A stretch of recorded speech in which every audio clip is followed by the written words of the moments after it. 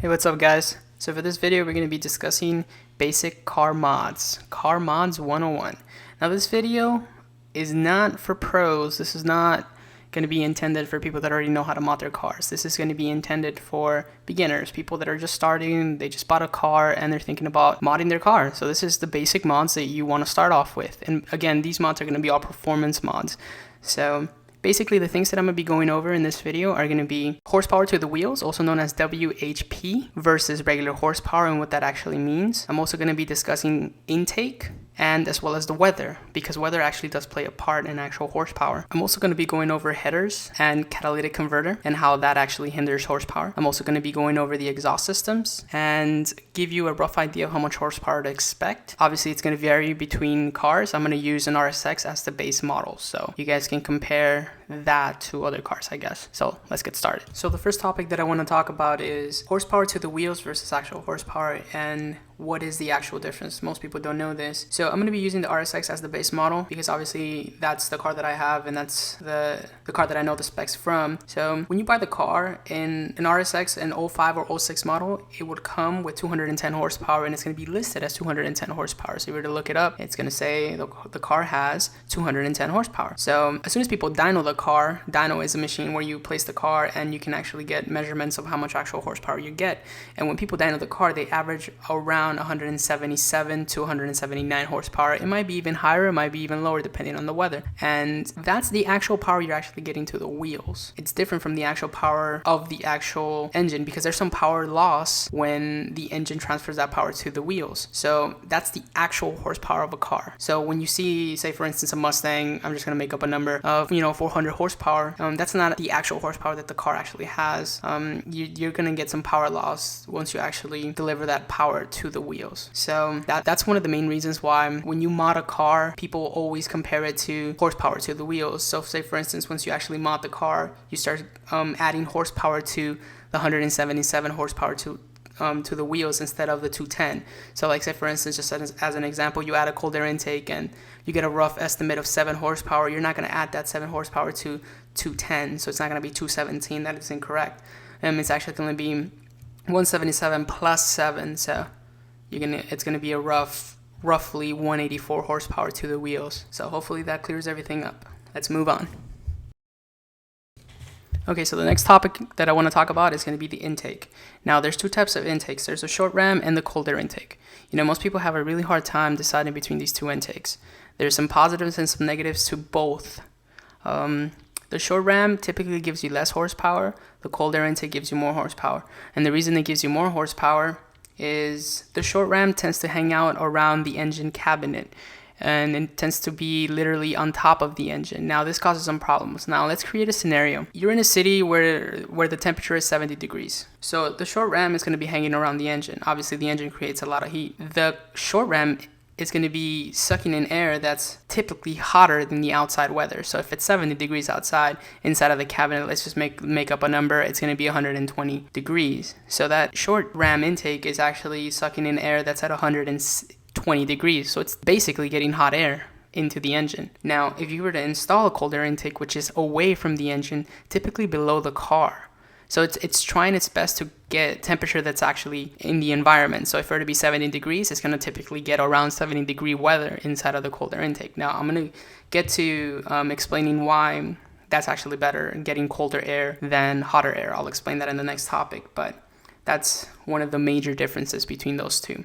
Now, one of the drawbacks for the short ram is obviously less power because it's getting hot air into the engine. One of the drawbacks of the cold air intake is that if your car is too low to the ground, you're going to have to worry about water damage, and you have to be careful not to drive over puddles that are very deep, because if you submerge that cold air intake, you risk ruining your engine because it's literally going to be like a straw.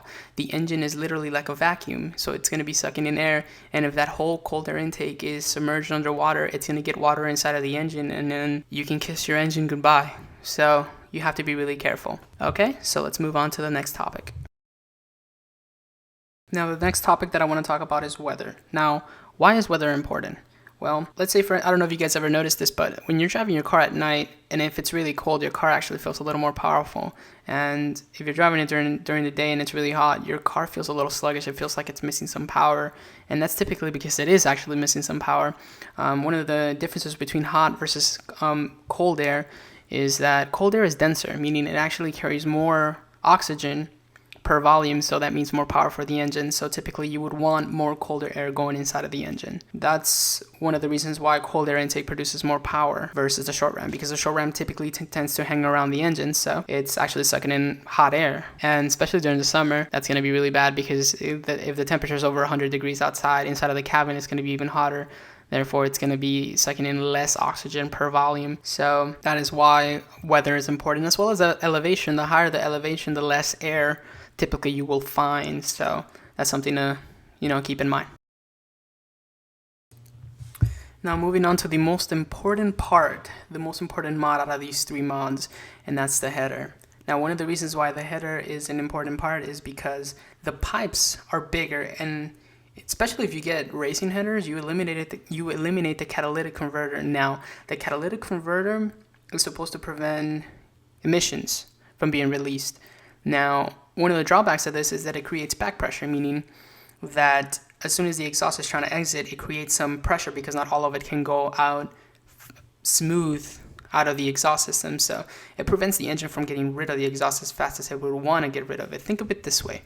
You're getting an intake, so your engine is able to breathe more efficiently, but it can't exhale that air as fast because of the catalytic converter. So if you get headers, you get thicker piping and you eliminate the catalytic converter. Now, you have to, before you do this mod, you have to realize that it's illegal to remove the catalytic converter in most states, at least in my state. So that's something to think about, but this is literally the game changer. This is the mod that creates the most power, because it's literally the mod that's connected to the engine. So it enables the car to excel that exhaust a lot faster and more efficient.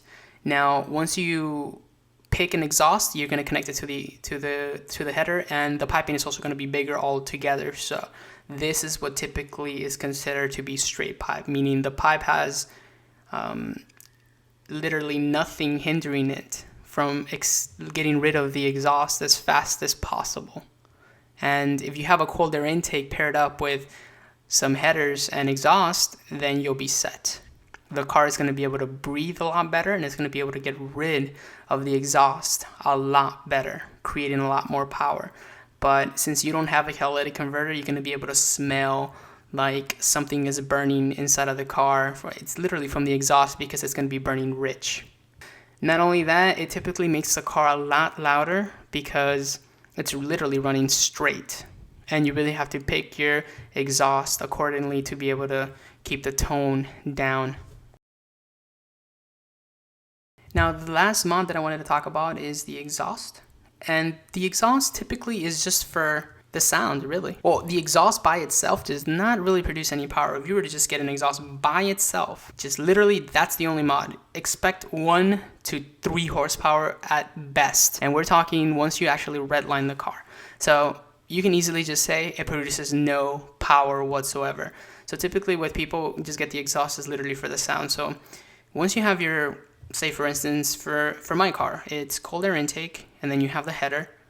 I have the exhaust. So the exhaust really is just for the sound, although the piping is a little thicker than the stock piping, so it does help out in actually getting rid of the exhaust a lot faster.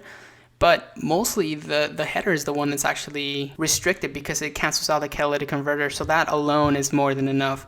So the exhaust is just really for the sound. So keep in mind that if you want to have the maximum amount of horsepower, you have to have all these 3 mods, because they all work together. The car is going to take a deep breath, and it's going to release that air through the header and the exhaust through thicker piping. So that increases horsepower. Now you might ask, how much horsepower do I get for all these mods? Well, most places promise that the intake is going to give you around 10 to 13 horsepower. And some header manufacturers are going to promise you, oh, it's going to give you 15 more horsepower. And the exhaust is going to give you another 10 horsepower. And rule of thumb is, well, let's just add all these numbers and let's see how much horsepower we actually get. But that's not actually the case. Now, if we were to look at some numbers from RSX, RSX that have Racing headers, cold air intake, and exhaust typically get around 200 horsepower to the wheel. So we were to look at our last number that we were comparing, which is 177 horsepower to the wheels. You'll notice that that's only roughly around 23 horsepower. Now, 23 horsepower is roughly around 12% horsepower increase. So that's actually really good. And again, most cars vary, all cars vary actually, and it also varies as well as in the temperature, when the car was dynoed, if it was cold, if it was warm. So this is basically the typical mods that you want to begin with. If you're going to start modding your car, this is what you want to start off with, and then build off this. So far, these are the only mods that I'm going to talk about, because these are the basic mods that I have in my car. Obviously, I don't want to talk about other mods that I don't have in my car. I only want to talk about the mods that I have experience with and that I've installed in my car, and that I actually know if you actually gain horsepower. Keep in mind that, installing headers is illegal. Intake is fine. And in some states, even modifying the exhaust is illegal. So mod at your own discretion.